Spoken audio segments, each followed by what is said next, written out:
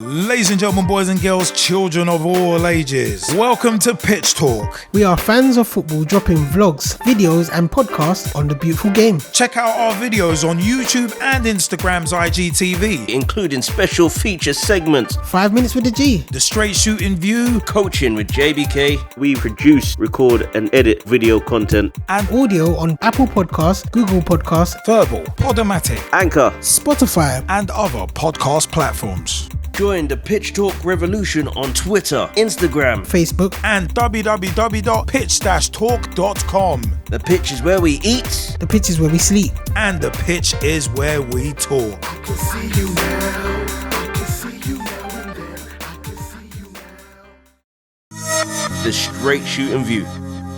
Hey everybody, what is up? My name is Straight Shootin LJA and welcome to another episode of the Straight Shootin View. Now, a couple of things I want to talk about. Obviously, we got the Qatar 2022 World Cup coming up. More on that later. And all the teams are revealing their squads for the upcoming World Cup. And of course, injuries are kind of hampering, helping, all of that. You're seeing injury scares. You're seeing players getting ruled out. Some players getting ruled out and still picked, which is weird in and of itself. But where I'm going to go is where there's certain controversies, because I want to stick with the England squad. So you've got, before I go to the England squad actually, you've got, I've mentioned about certain players getting picked even though they're not fit or injured or whatever. I think Son Heung-min has been picked for South Korea even though he's injured. Sadio Mane has been hilariously picked even though he's injured, and apparently Senegal are going to draft in witch doctors to perform miracles and get him fit again. Baron Samedi from the GoldenEye games. Baron Samedi, we're going to get him in anyway. Yeah, so it is a bit of an odd one, but with the England squad, the announcement was made. And obviously, Reece James ruled out, unfortunately, due to injury. And so that kind of took away a lot in regards to the right-back debate, whether it should be Trent or Reece James going to the World Cup, or both. But it was such an odd announcement, in as much as the players who weren't picked. Because the side who was picked, you got guys like obviously Eric Dyer, John Stones, Jordan Pickford, among others. But the weird thing to me is as I said, certain guys who weren't picked. Now I look at Tomori, for instance, not getting picked. One of the out and out best English centre backs in Europe at the moment, and somehow Southgate's made the decision not to pick him.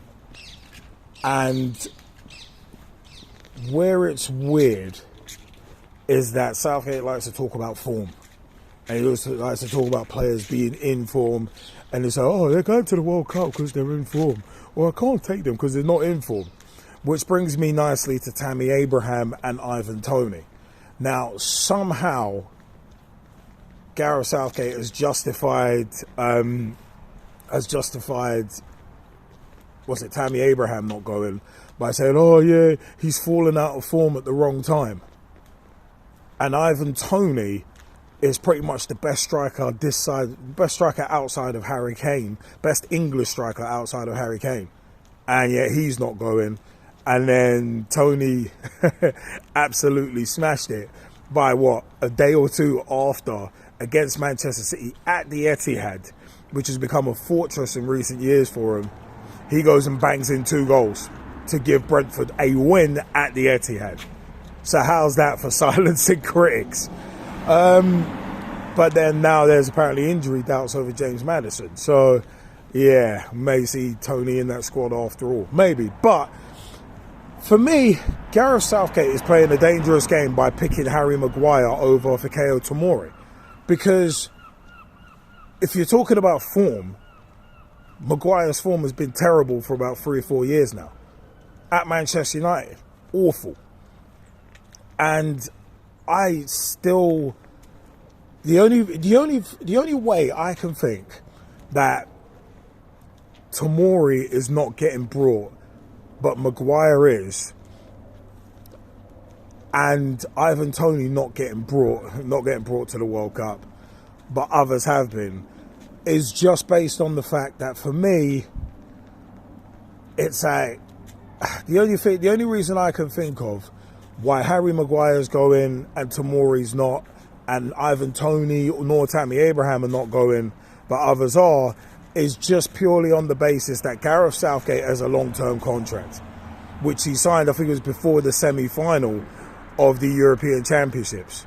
So he can pretty much make any decisions that he wants and not worry about getting sacked. Because if he does get sacked, the severance pay is going to be absolutely huge. That severance payout. So it's on them where he knows that his job's pretty much safe. I think he went into that European Championship final knowing that his job was pretty much safe because he just signed a contract. And like I said about Arteta and Arsenal last season, why would you get a manager to sign a new contract before the end of a season? Because that pretty much puts them in a position where it's like, oh, okay, cool. Doesn't matter whether I get 4th spot in the league or not. Doesn't matter whether I win the Euros or not. My job's now safe. I don't really care. And it's one of them where it's just like, even if they do care, it's like you don't run as fast without someone chasing you. If you don't feel that your job's kind of under a bit of pressure or on the line, and I'm not encouraging the managerial merry-go-round, I never have, but it is one of them ones where you do have to keep people on your toes. Like players, if they have a bad game or two, they risk getting dropped. You have to have those stakes, and you can't just make players think they're getting picked no matter what, because that leads to complacency. You have to earn your spot each and every time you step between those white lines, or as a manager, every time you pick a team. So for me, that's just a bit odd. And the England squad in the past 2 tournaments, in my opinion, as much as I love, support them, all that, they have overachieved. In the World Cup in 2018, getting to that semi-final, overachieved, because it was somewhat of an easier route. And then, Croatia, the first really streetwise team we came up against, exposed us. Even though they had an average age of like 35, they were streetwise. They had the experience. They knew how to close the game out. And England didn't have a plan B. Same with the Italians in the finals of Euro 2020, which ended up as Euro 2021. It's one of them ones where we didn't have a plan B against them. Giorgio Chiellini and what he did to Bukayo Saka, it's like, well, we've seen that countless times with Ricardo Carvalho in the Premier League. And then Chelsea ended up winning Premier Leagues based on that, willing to take a professional foul for the team. And you've got a defensive unit who knew what they were doing. So it's one of them was, it's just, you need a blend of experience and youth, for sure. You need that.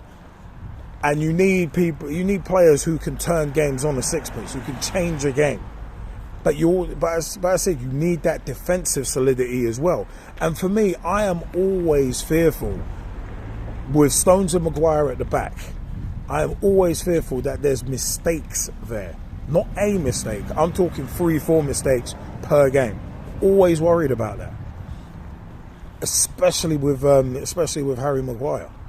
But I am hoping that I get proved wrong, very much so.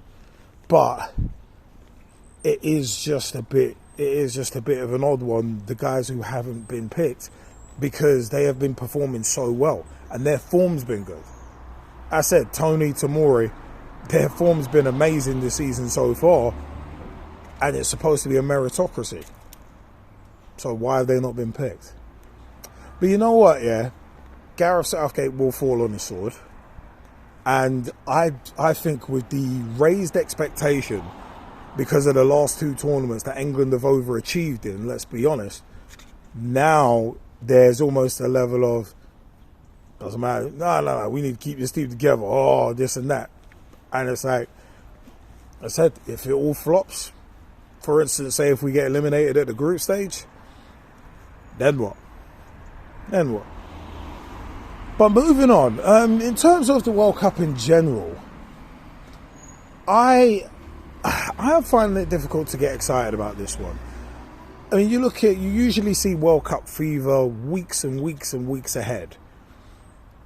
And it's just very strange. I mean, as I record this with about 8 days left until the World Cup, it is one of them where it's like, I just don't feel that excitement in the same way as I have with previous tournaments. The first World Cup I ever watched was France 98, because I got into football just after the 94 World Cup. And 98 had an excitement. 2002 was a lot of fun. I was doing a paper round and going straight to watch matches at like 7 in the morning. That was brilliant. And that was actually very enjoyable. 2006, it was a lot of fun. Seeing, Zidane's masterclass against Brazil. And then the headbutt in the final. It was one of them ones. It was magical. 2010 was pretty interesting, apart from the vuvuzelas, which were annoying, and the controversy over the Jabulani ball that flew everywhere. But with this one, it is one, I don't know, man. I just don't have that same level of excitement. And Brazil 2014 was pretty cool. The World Cup in 2018 was a lot of fun as well. But I just don't have, for this Qatar 2022 World Cup, and I think it is largely because of the political backdrop. And FIFA have just tainted it, like, they've tainted it all round. And some may call me jaded, fine, feel free to. But I just feel that it's not as exciting this time round. It hasn't been promoted as much, but that's because of the positioning of it. Having a World Cup right in the middle of the season is just like, it's an inconvenience rather than something to get excited about. I mean, you look at all the injuries that have racked up before this World Cup as well.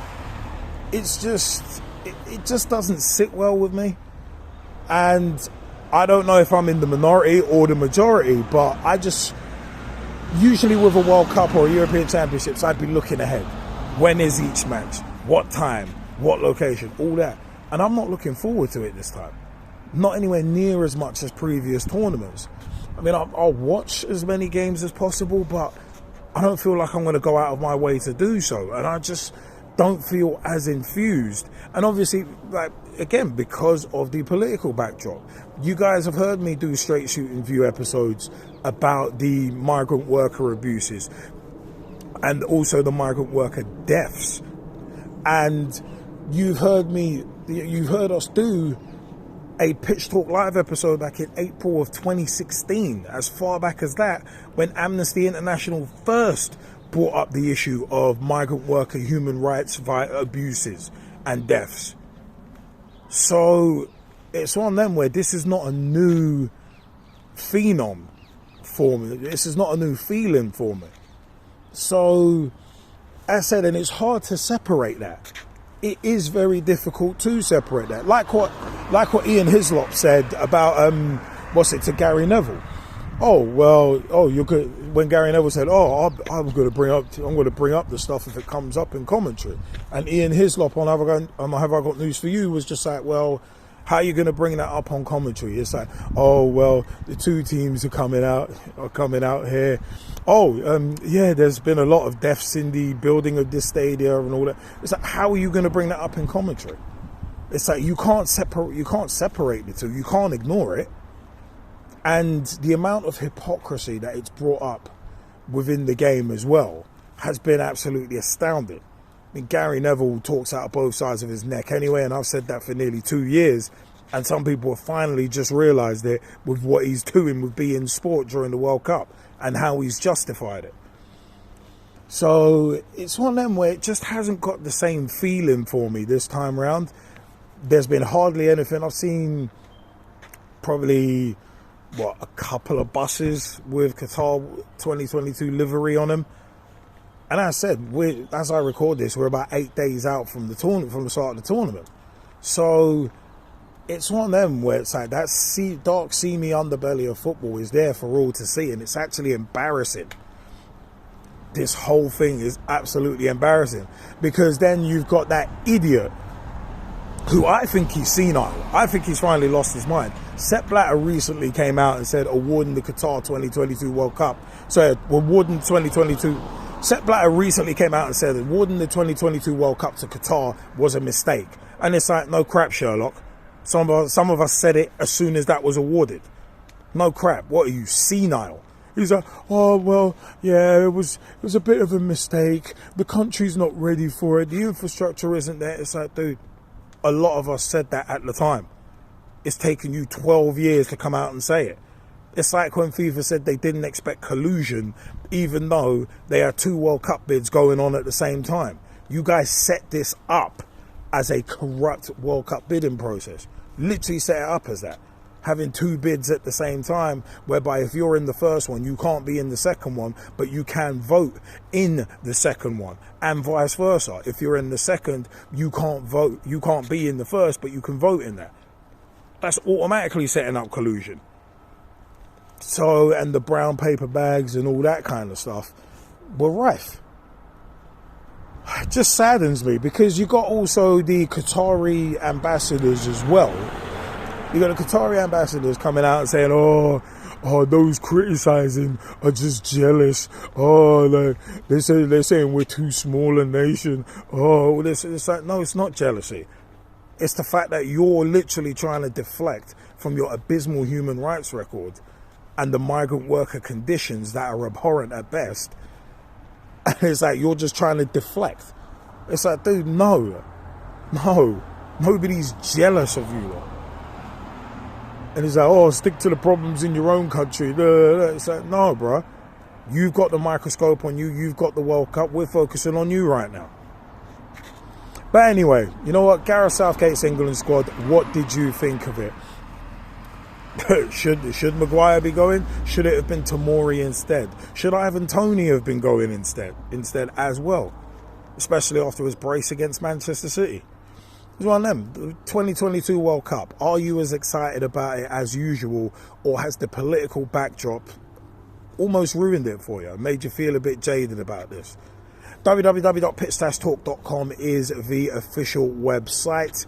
You can check out everything there, podcasts, vlogs, and much, much more. Find out some info about the host, myself, Coach JBK, Nathan Arsenal, and the G-Man as well. At Pitch Talk on Twitter. Tweet with us, follow us, see what we're up to. We're at Pitch Talk on TikTok. We're also on Instagram as well. Vlog previews and much more there. Facebook.com/Pitch Talk. Become a fan, become a friend, become a member of the group. Join the footballing revolution. We are working so hard to create. We're on Google Podcasts, Apple Podcasts, Spotify, TuneIn Radio, Ghana, GAANA, Verbal, VURBL. Wherever you pick up your podcast, you can find the Pitch Talk podcast there as well. So many places. YouTube.com/Pitch Talk for all of our videos as well. I have been Straight Shootin LJA, and until next time, take it easy, peeps, and thank you for your time. Join the Pitch Talk revolution. Check out the official Pitch Talk website. www.pitch-talk.com. Ladies and gentlemen, boys and girls, children of all ages, welcome to Pitch Talk. We are fans of football, dropping vlogs, videos and podcasts on the beautiful game. Check out our videos on YouTube and Instagram's IGTV, including special feature segments, 5 minutes with the G, the Straight Shootin View, coaching with JBK. We produce, record and edit video content and audio on Apple Podcasts, Google Podcasts, Verbal, Podomatic, Anchor, Spotify and other podcast platforms. Join the Pitch Talk revolution on Twitter, Instagram, Facebook and www.pitch-talk.com. The pitch is where we eat. The pitch is where we sleep. And the pitch is where we talk. I can see you now.